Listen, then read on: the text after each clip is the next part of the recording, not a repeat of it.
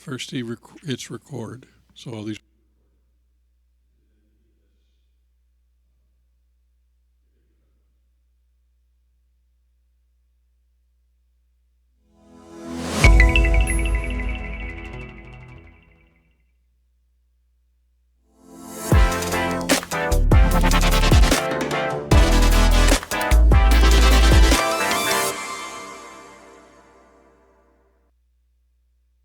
Good afternoon. It is Wednesday, January 24th, and this is this is a show in transition.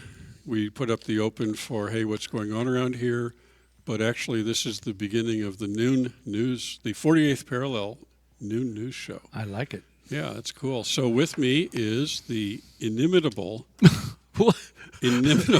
Norris. If I could spell Palmer. it, I would be, Norris I'd be up Palmer. there helping it. General rabble-rouser and troublemaker of San Juan Island. Well, but I have help. Norris is a fellow sailboat guy and all kinds of boats, and a fellow islander, and I think just an interesting, all-around interesting person. And we're going to be talking today about the potential for talk radio here at CNL2. You see on our signs here on the Masons Building, formerly Second Act, you see signs all over the windows and the doors about CNL2 TV and radio, and I don't think anyone would even have the opportunity to know what we're talking about with the radio. So I invited Norris to talk with us about that because you have some background in media, and we want to talk about it, and you have a great interest in helping us with that. So I want to thank you, and I think you're kind of a model in my mind in that you saw us struggling last week or a couple of weeks ago and said they need help. And we take no offense. There's Jeremy Tyler behind there. Jeremy, show yourself. Yay, Jeremy. And, sometimes Jeremy's in over his head and he needs help, and sometimes I'm in over my head. So I want everybody to understand that we are trying to be kind of the middleman here in the community. We are trying to connect the community through television and radio, and I certainly accept a lot of responsibility for developing a lot of the programs, but a lot of this needs to come from the community, whether it's hosts that step up and say, I can host that program, or whether it is people simply calling in. I want to let everybody know here and now that starting tomorrow at noon, and this show starts at noon. I don't know when it ends. It ends whenever whenever we run out of things to say. Run out of power. Right, our collapse. But it starts at noon every day, and I want everybody to know that you're welcome to come here at 15 2nd Street South, across from the courthouse, and we're going to start having a live audience. Is that crazy? But that's great. Anybody who knows me knows I was born in the last 5 months of the 50s, but I love 50s television. Oh my God, we're the same age. Live, yeah, that's too bad. Live television, black and white, kinescope, terrible sound, no technology. They had camera cards. They would dissolve between. They would do a half crossfade in a camera card. It just I miss it all, and I wasn't even there for it. But wow. I miss it. I love watching old kinescope, and so there is this bent here toward live. We want to have. We've been talking for a long time with David Messmer about locating one of the Hammond B3 organs down here, just because that's something they did in the 50s. Wouldn't that be great? Every TV station had a Hammond organ and an organist, and they had live audiences. So there might be. We don't have a camera on it, but there's an old beat up round oak table over there, and we can put 4 people nice. or 6 people or 8 people. We might make some drip coffee. It'll be horrible, but it'll be free. It'll be free. Broadcast coffee. Yeah, and I do believe that what we will do then is, not only will people be able to be here and watch, but then at different points in the conversation, we will actually maybe take a mic over there and talk to people. So, or let them stand up at a podium or something. So Didn't they call that the peanut gallery and Yeah. Howdy Doody? yeah, exactly. Howdy doody. There you I go. don't know why there were peanuts. What was the peanut thing? We could get those. Okay, The good. health department won't stop us from giving up packaged foods or coffee. That's all we're allowed to do. But so if you're coming up at say 11:45 or 11:50 tomorrow, and you don't have anything to do, come down here and sit in one of our chairs and listen, and we'll definitely make some time for you to just step up to the mic. And it's warm.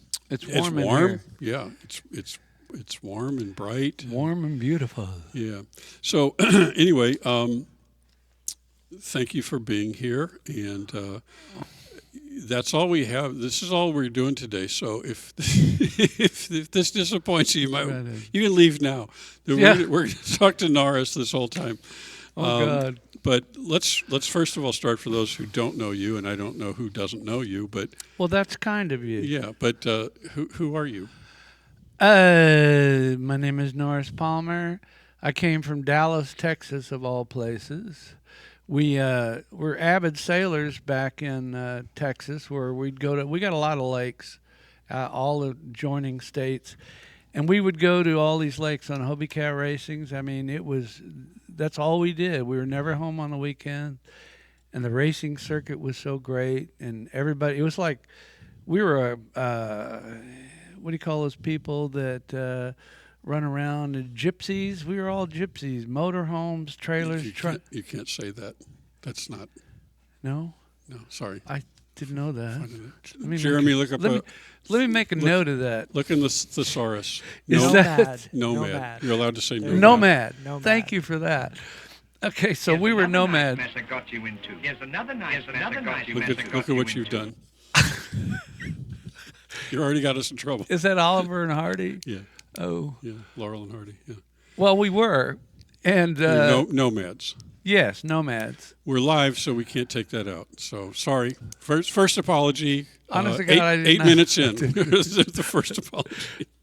I'm kidding. It was fun. I'm not kidding. We would camp on the beach everywhere. We'd bring our cars, trucks, trailers, and put up our boats, go out sailing and racing. Really hard races too during the day, and it was all around marks. Where we'd have marks instead of like here. You can't put marks; it's too deep, so you have to go around islands and stuff. But there it was total one-class design racing. In other words, you couldn't buy speed. You had to take what you had, what they gave from the company or the manufacturer, and if you put anything on there, they wouldn't let you race because it had to be you and your skill only. So that was a real fun time for us. And then we chartered a boat. Out here in Anacortes, got a Nordic Tug 26 of all things. And we chartered that boat and went around the San Juan Islands, and we ended up in Roche Harbor. And I woke up in the morning, probably about 3 o'clock in the morning, and that church bells were going off in the little chapel. Mm-hmm. I opened the hatch and I'm looking out, and I'm looking at all these boats and the lighting.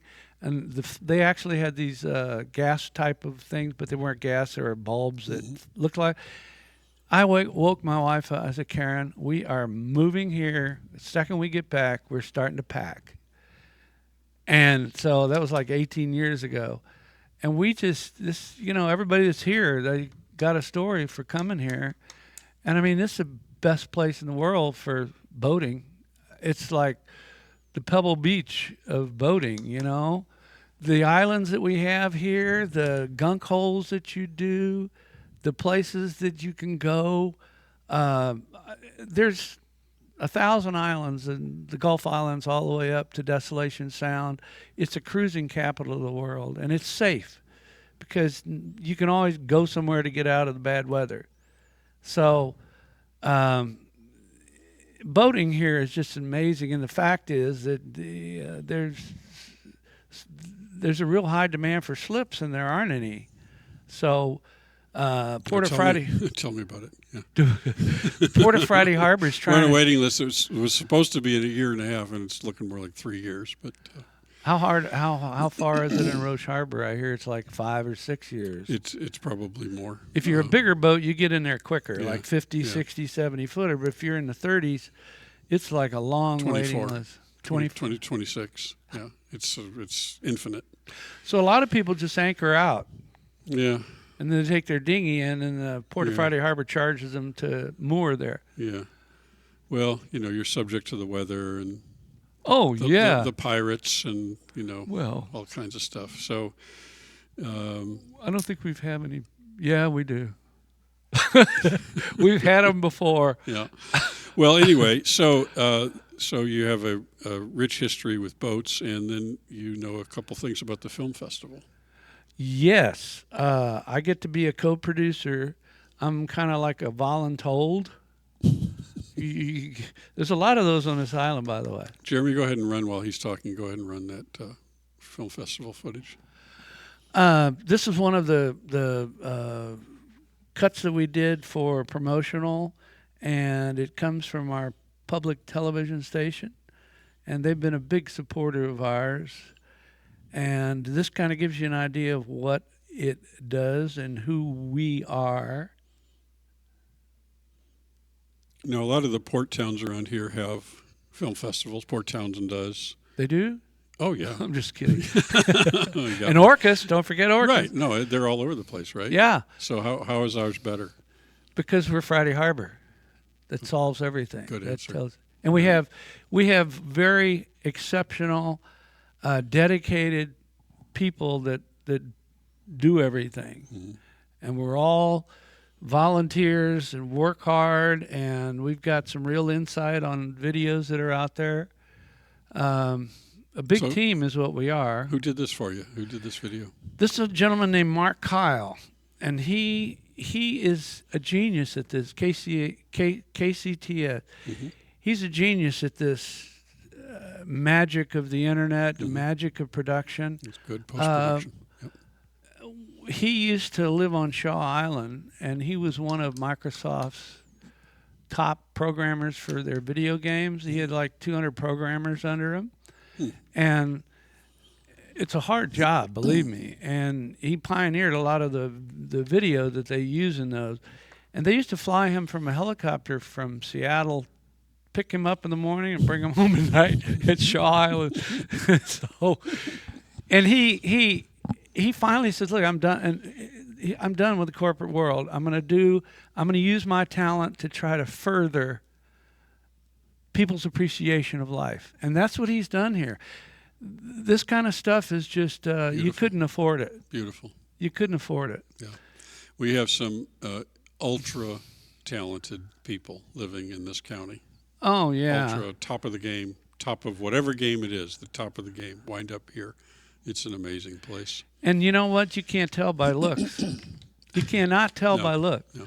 When we first got here, you see somebody and you go, "Oh, what do you do?" It says, "Oh, I run a winery. I'm the ventor for the San Juan Island one." Oh my God! It's the attitude is just one of niceness. Okay, that's good, Jeremy. Thank you. That's beautiful work. That's beautiful work. Thank you. I'll tell Mark. Yeah. So, I have felt for some time that not only does San Juan County, would San Juan County benefit from a television station, a community television station, but also a community radio property, and particularly talk radio. What do you think? I think it's a great idea because you could cover it better. But if you look at the Salish Sea and you look at our local stations, Seattle and whatever, those aren't us. They don't speak our language. They don't feel like we do. They're hustle and bustle. They're pushed out of the way. But we're a totally different audience, totally different receptive. Totally different issues. Yeah. Right? I mean, Simple things like getting back and forth to the island well, or to the mainland. yeah. So but big things too. examples of the differences, because I think that this is important, and I think of it in terms of the 48th parallel, because we really are talking about the 48th parallel. If you follow the U.S.-Canadian border straight across, it cuts off the southern end of Vancouver Island, which is more like us, and it's 7 miles across the water, across the strait. When you look at Vancouver and you look at Seattle, what are the stories that you see on the news, and what does it talk about on radio? Sound transit arguing over how to spend $50 billion. Shootings in the malls, shootings in the streets, shootings in the light rail stations.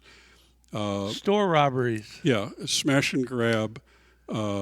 People go in and steal everything, and the police don't do anything. Giant homeless encampments. and these are the kinds of things that are important. They're real issues in Vancouver, and they're real issues in Seattle, but they're not. None of that stuff speaks to us, and we're not dealing with that. What are we dealing with? We're dealing with the whales. We're dealing with the health, for instance, of community hospitals, not just here, but all through that 48th parallel. The 48th parallel runs from Victoria in the corner, go over to Bellingham. That's all right at the line of the 48th, especially Bellingham is right on the line. Drop down to Marysville. So that passes up Mount Vernon, Cedar-o-Woolly, Burlington, Arlington, go all the way down to Marysville. That is the bottom of the 48th parallel.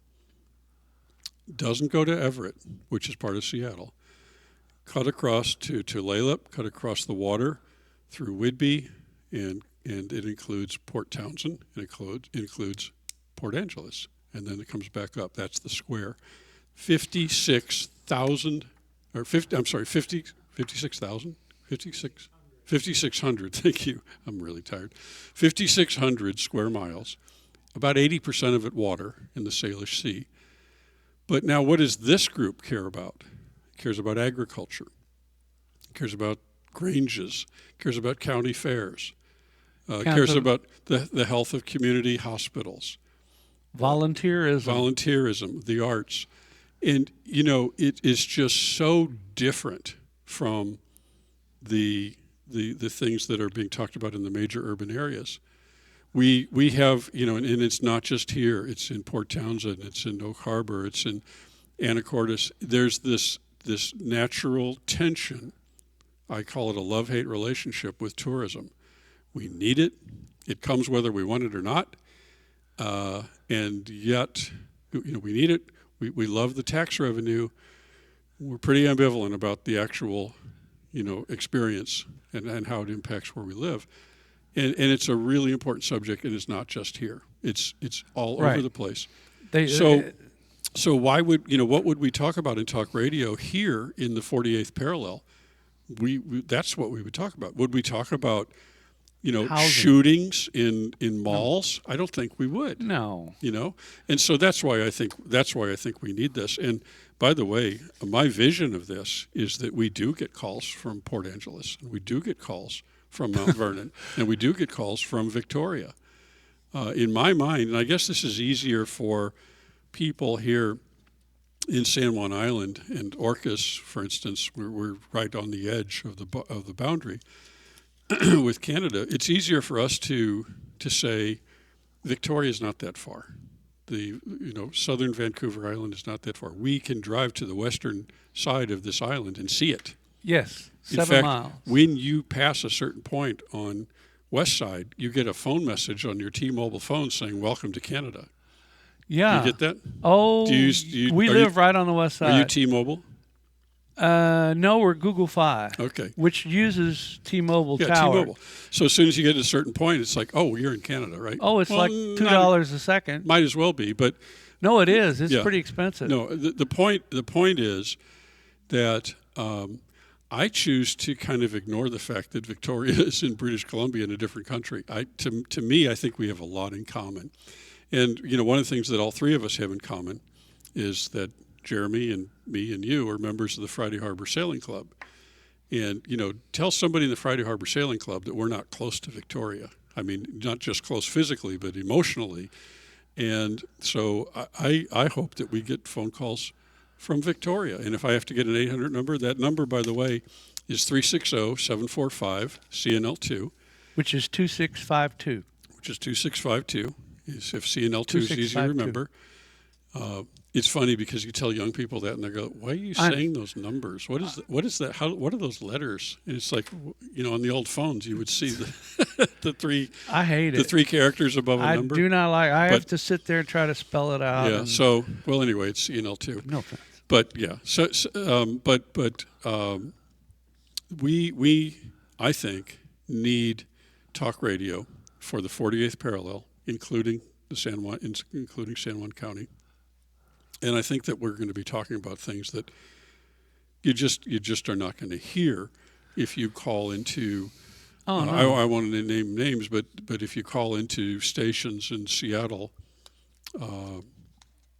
or in Vancouver, you're just not going to have this conversation. No. They're not going to want to talk about the things that are important to us, and we don't want to talk about their stuff. And it's just that different. Yeah, a lot of the issues that going on in other towns, we actually have here too. Yes. Not the violent part, but housing, for example. Well, I mean, this is happening in every Right. The housing is getting expensive. People can't Right. live there, and what are the solutions? We Another- also have homeless people here, Yeah. believe it or not. Oh yeah.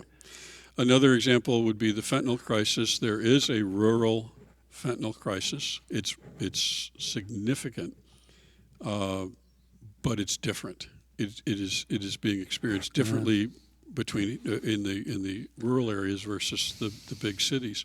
So in so many ways, there's plenty to talk about Oh yeah. in the 48th parallel, which includes no big cities, no big cities in this part of the country. In fact, in the 48th parallel in America, the biggest city in the 48th parallel is Bellingham, Washington. Isn't that interesting? Yeah. Yeah. So anyway, that is my vision of talk radio. And video too, right? well, yeah, and video too, television too. So Well, this it needs it. It really does. Yeah. I think it'd be very successful, especially with call in and have people voice their opinions about things and solutions. We've got mayoral. How do you pronounce that? mayoral. Coming up. We've got county commissioners coming up. We've got this thing going on. I think. Two. We've got this thing going on with the trails. We've got all kinds of things going on. So would you be interested in hosting a radio show? Absolutely. Okay. But you got to have a mute button. No, just Where we mute you. When yes, you me. get, or like No, a net that drops from the ceiling, or Yeah, or someone goes, hallelujah. yeah. Well, we're going to give you this. And Also, then religion, we can. no, we can't. Not in this building. We Okay, can't. well, what about church functions? Not religion, but I don't know. The lease here in the wonderful building owned by the Masons literally prohibits religious talk. Please don't go there. okay, I wouldn't, but Put us in violation of the lease. okay, that's interesting. Yeah. Well, I just meant if organization, what they're doing for charity. I don't know. blah, blah, blah. I'll get. But no, I wouldn't I'll get a want ruling. somebody coming in here and saying, Yeah, none of Okay, that. No no. healing here. no healing. No snakes. No snakes. No snake, Not going to do no that. snake handling. none No. of that. But I will I'll get some clarification on the boundaries there. We love the Masons. We truly love Yeah, the they're Masons, and quite a classy organization. they I are. kid you not. And they put on a great Christmas dinner for the sailing club. Well, Prime- they give us the space for free. prime rib, Yeah. really good prime rib. Oh, man. And the cook, I forgot his name. He does it every year, Mm-hmm. and he just is the best in the West. We love you, Masons. We do. Yeah, that's your camera over there. Which one? There. Oh, So hello. So I don't Number know 4. Exactly when we're going to start this, but we're going to start it very soon. And we may put it in the lineup. We may put it at 1 o'clock in the afternoon after our noon news show. And then call in. And then call in, and if nobody calls in, then what? Then what? We'll song and dance. We'll play. Do you sing? Kinda. We got enough musicians in this town. Let me tell you, we've got thousands. That's what we should do. Is we should bring in musicians, and then they'll play until we get a call. And then we get a call. We'll take the call, and if there's no more calls, then we'll go back to music. I think that's a great idea. I think that's not a bad idea. No. Yeah. So, I know an accordionist that would play till he fell over. I think that'd be great. That sounds perfect. He'll never run out of That's air on good. that thing. He's got an electric one. There we go. So, and a bagpiper. lastly, I think, on our way out here, I think we can talk a little bit about Washington State Ferries, which is something that CNL2 is already covered quite a bit and will continue to cover quite a bit. I have another dimension to this that we haven't talked about yet, but I think I'm going to bring it up today, and maybe you'll have a reaction to it. But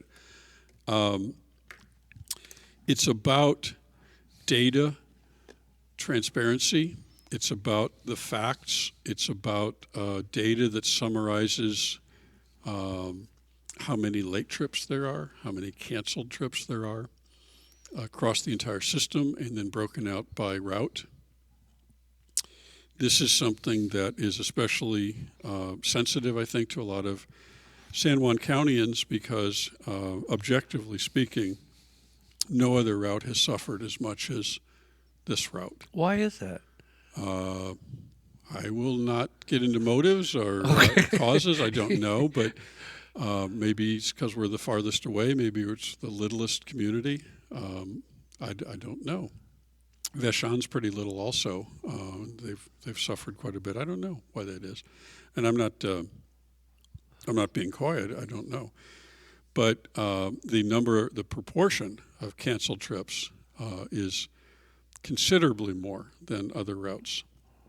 We know that generally, but we don't know that with any precision, because I have learned this week in my conversations with some people at Washington State Ferries that the data that they collect, they've collected all the data. There's no more data to collect for 2023, right? 2023 has been over for 24 days, right?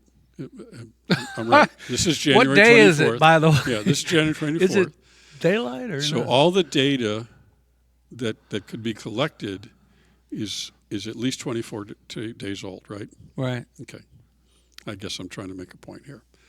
And I was told that as far as refreshing the web page that discloses all the facts about 2023, how many trips were canceled, how many were canceled by route, how late they were, that data is months away from being published. And I don't understand that. I don't understand that. Is it being slow walked? Is it being withheld until we don't care or until it's so old? You got to turn your phone off. I dude. beg your pardon. Dude. But this is something now that CNL2 is going to start asking more questions about. Let me tell you about last year. Guess what month? This is a test. No. You done? I'm working on it. You can't text Go while ahead. we're doing this. I'm not texting. I don't text and drive or talk. Good. I'm Or trying do- to turn or it do- or into do airplane talk mode. radio. I know. This is a trivia question. In 2023, what month did Washington State Ferries publish the data for 2022? August. September. Close. 9 Why? months I mean, everything's after instantaneously. 2022. 9 months. That's crazy. That's Another crazy. big question is, why do they keep pertaining that we have a ferry that goes to Sydney? They don't. I know, but they imply it. They've got it on the drop-down box. You want to go Anacortes to Sydney? Well, I don't want them to take that off. I don't want people. I don't want it to be easy to forget. In the That's world true. in the world of government, 6, 7, 8 years is an eternity. And, my question to a lot of people is, we have cords falling off the wall right It's a here. snake for Yeah. a religious Ooh, bunch. careful. Holy.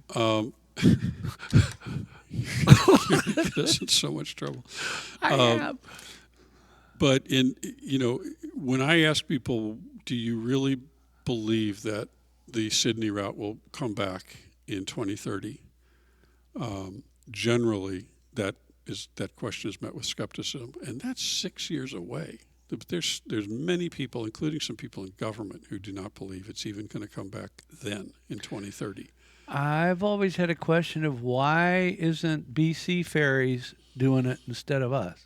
I think that there are international situations. I think that there are Coast Guard laws and regulations. I don't think that would be easy. I don't think that would be easy for BC ferries to cross in and provide service here. Oh, because of the Jones Act, probably, that makes the boat has to be built. I think there could be all kinds of regulations and laws that would make that difficult or impossible. How much revenue do they bring when they come over here? You think it's a ask all lot? me these questions. I don't know. We're talking about. Okay.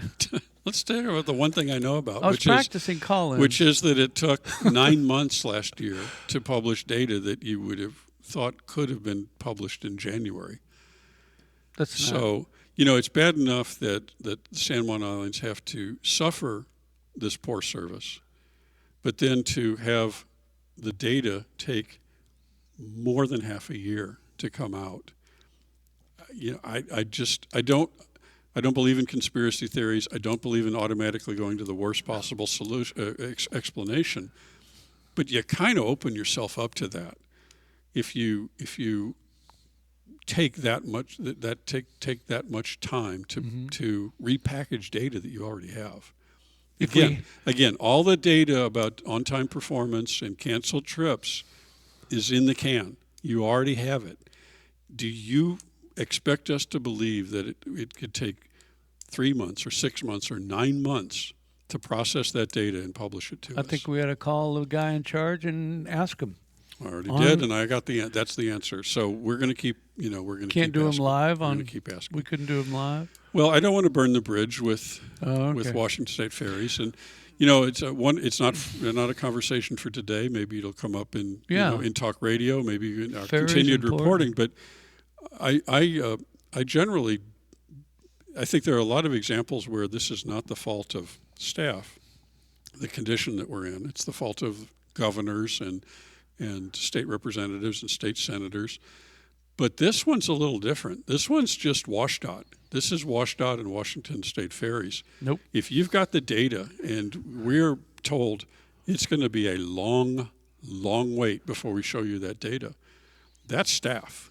So this one's a little different for me. But generally, why don't we have new boats? That's not WashDOT's fault. That's not WSF's fault. Maybe it is. Maybe somebody thinks it is. I think it's a legislature and the executive branch. But when you talk about data that you have sitting in your computers and you're just telling us we'll get around to that when we feel like it, and when we feel like it might be the end of the year, I think that's outrageous.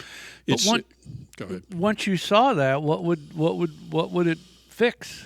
It's facts. One of the things that many people that are really frustrated in the San Juans is a lack of transparency, a lack of facts. We're not dealing enough in facts. Tell us how this works. Another set of facts.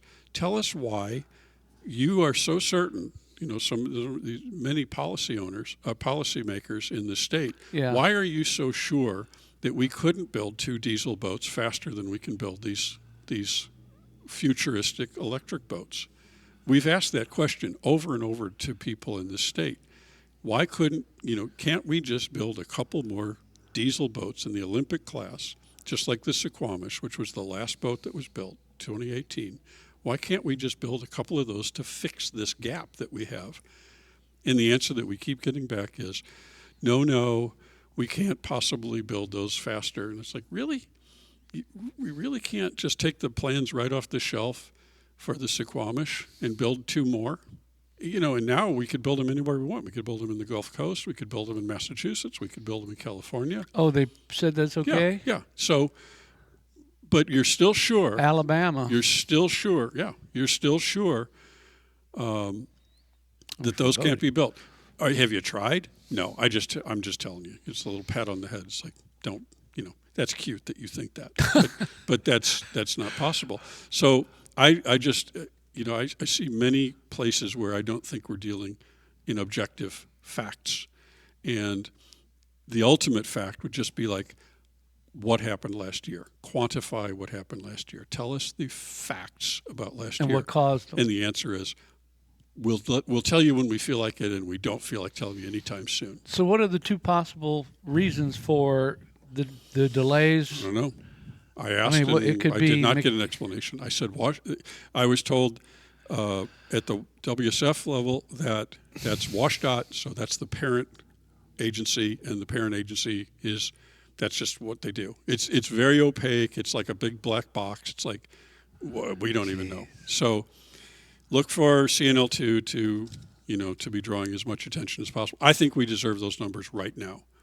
I mean, this is the 24th of January. We could have had those numbers by now. Usually it's got to be a breakdown of the engine or the thing being so old. And the other one is that, what is that story where the Coast Guard says you got to have, it's always a missing crew. Mm-hmm. What does that exactly mean? Coast Guard minimums. And those are the causes. And I wouldn't, I'd be happy for the data to include the causes for the cancellations and the causes for the delays. But our minimum ask is just how many cancellations, how many cancellations per route. Is that an unreasonable request? And how late? To say a boat is late, are you saying it's 9 minutes late? Are you saying it's 90 minutes late? Because we've all been sitting on a parking lot in Anacortes for a boat that's 1 or 2 hours late. And if you're saying, well, that's the same as a boat that was 9 minutes late. So how late, and how many canceled and how many per route. And I don't know what we do with that. We just have the facts, and it becomes something that you build on. You build on the facts. It's like, and maybe sometimes the facts are better than you expected. It's like, oh, well, that's not so bad. I don't know, but we just deserve the facts. And the notion that this data is going to be slow walked, and there's just it's hard for me not to receive that as arrogance. It's like, I just think we know we've screwed up. We know you're disappointed. We know you're missing medical appointments. We know we're hurting commerce in the islands. We know that we're hurting tourism in the islands. We know that we're going to cause this county to have fewer tax dollars this year because of our reputation for poor performance. We know all that. And we're going to tell you the data on last year when we feel like it. And it might be months from now. Enough is enough. So I agree. I think a lot of people say that because, there's only two reasons people leave this island. And one of them is the kids don't come visit anymore. And the other one is you got to do a doctor's appointment. And that takes you 2 weeks to get there. And if you've got to do chemo or something, you can't just, I'll reschedule for next week. No. And thank goodness you had that great story on this community water taxi. Yeah, that is a great idea. Now, what are they trying to get a fund or something from WSF? Yeah, they would like, I don't know specifically WSF, but they hope to secure funding to help subsidize the service, passenger only, for, we're all being told that this is going to go for 5 more years. That is a long time. And so Tom Bridge, Ed Andrews, I'm sorry I can't name off the top of my head all 5 people.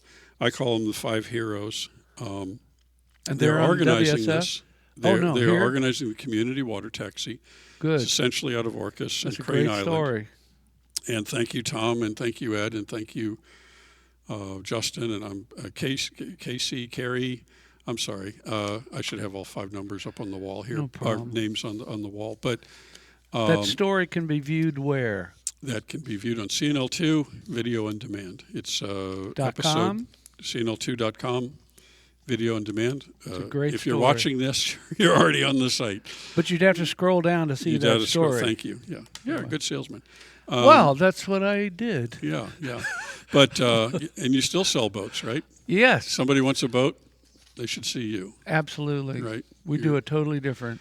I have a vision of you selling boats the way they used to sell cars in the 60s. I saw that ad. Wearing a big, like, red suit. And, Yes. And Exactly. yeah, Want a boat? balloons and yeah, craziness. You want a boat? Right. You had the best one was Friday Harbor Yachts. They had this saying that you live on an island, you need a boat, and they're so good. That Right. is so That's good. great. Right. That would be great. We're going to help you with those commercials. Oh, But anyway, yeah, community water taxi, heroic effort, yes. heroic service.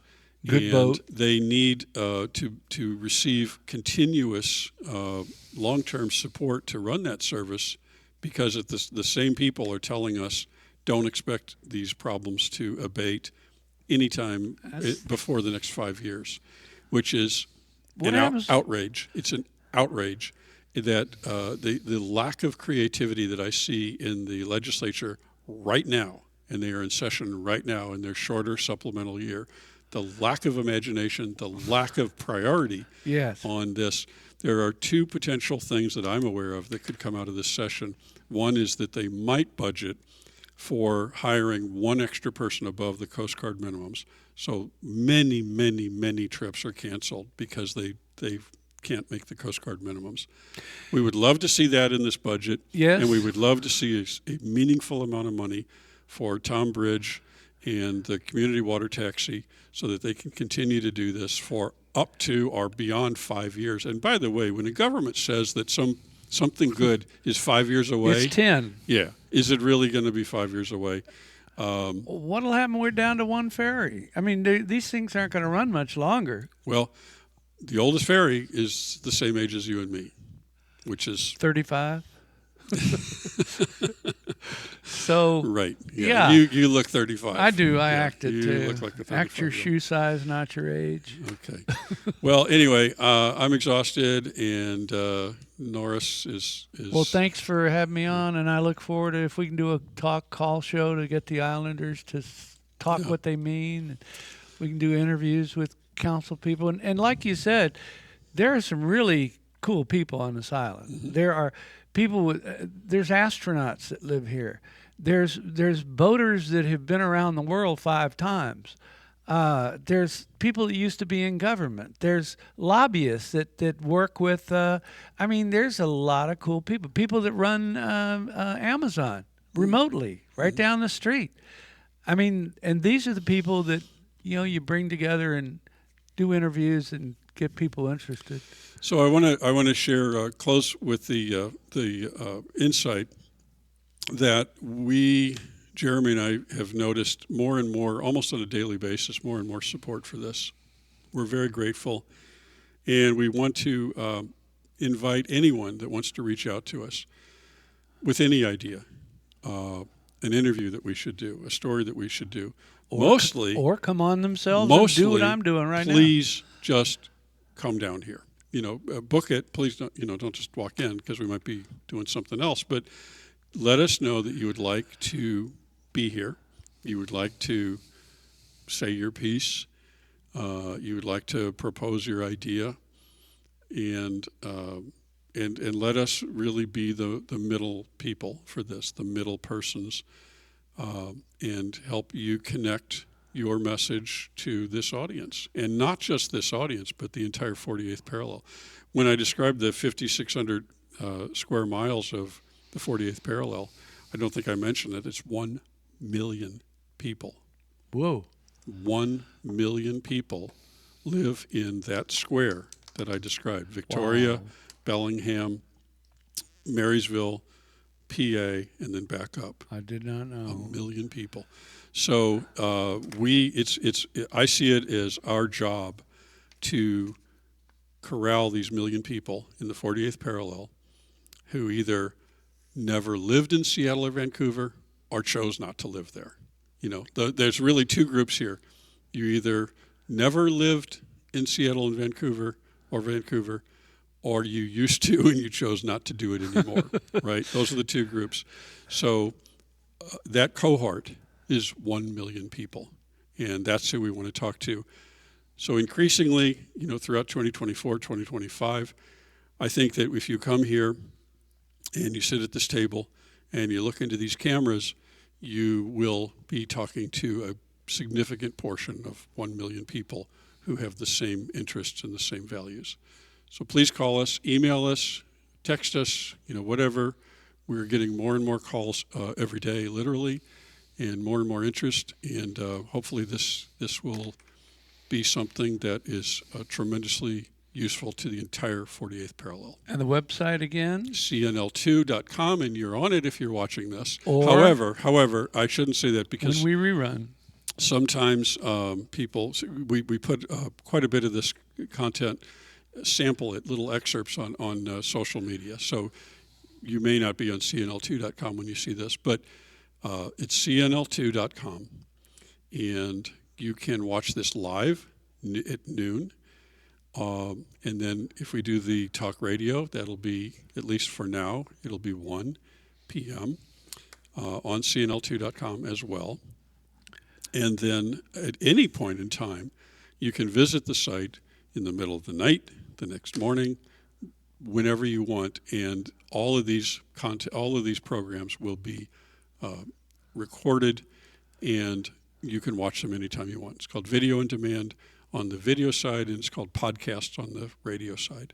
So anytime you watch it over and over again, and that is all free.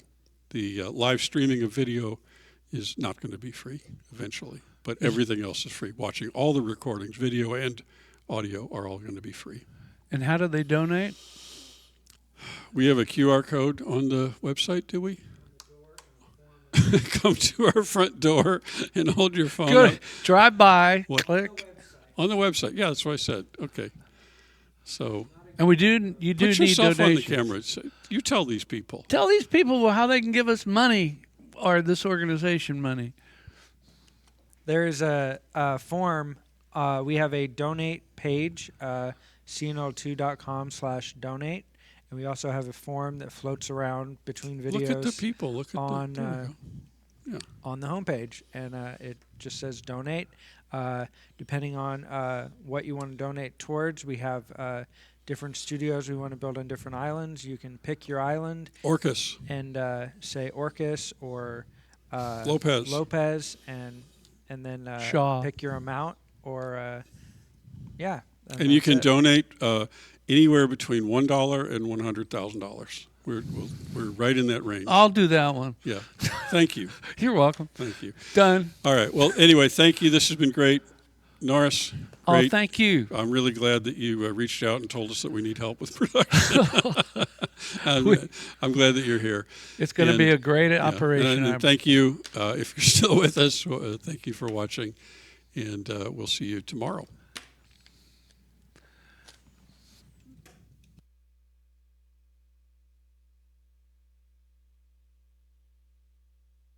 Here's one you should all recognize, written by Benny Green, Body and Soul.